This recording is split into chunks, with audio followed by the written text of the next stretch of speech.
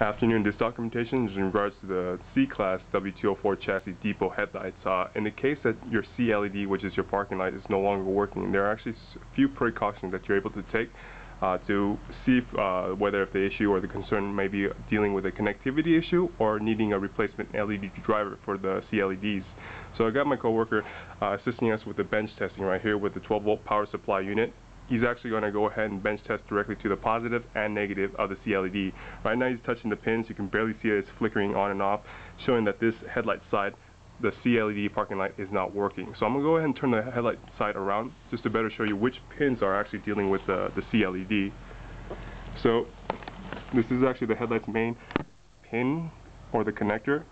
There's actually going to be 5 pins in total, 4 on top, 1 on the bottom.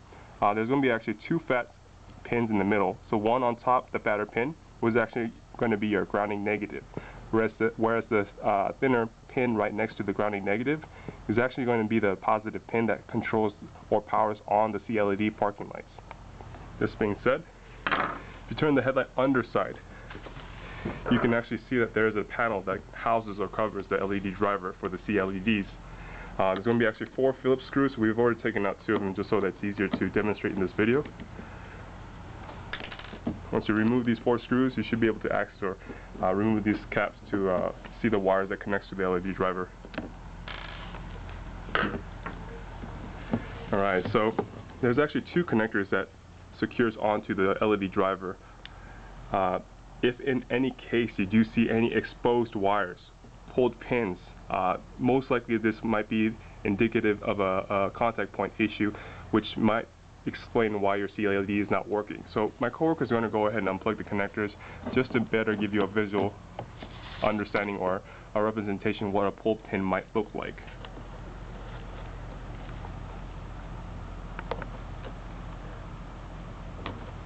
Alright.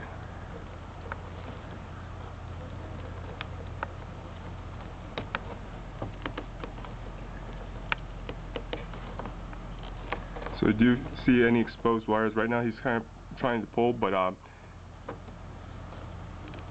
the easiest way would be pretty much to push the pins right back into its slot. There we go. So if you do see any pulled wires, the best recommendation is to secure the wire. Use your fingers to push it back into its allotted slot. What I'm going to do right now is actually close up on the connectors to give you a better a picture layout or a pin layout of what the connectors look like on each, just so that if they are pulled out, you don't slip them back into the wrong socket or slot. Now it's a little bit blurry, but hopefully this can give you a brief overview of what the connectors should look like.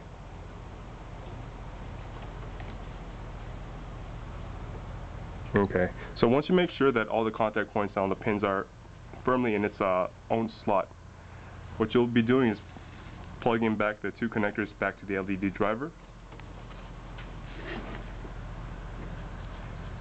and pretty much bench test it once more to make sure everything's working before patching anything up.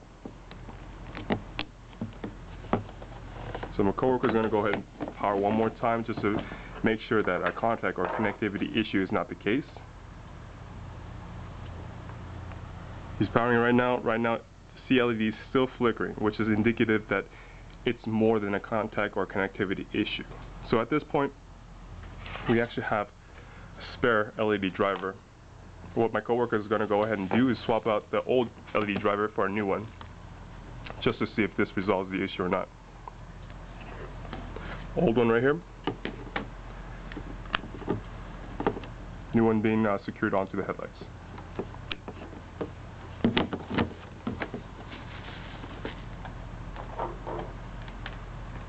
So before patching anything up, bench testing of course, now you see the C LEDs fully working with no issues.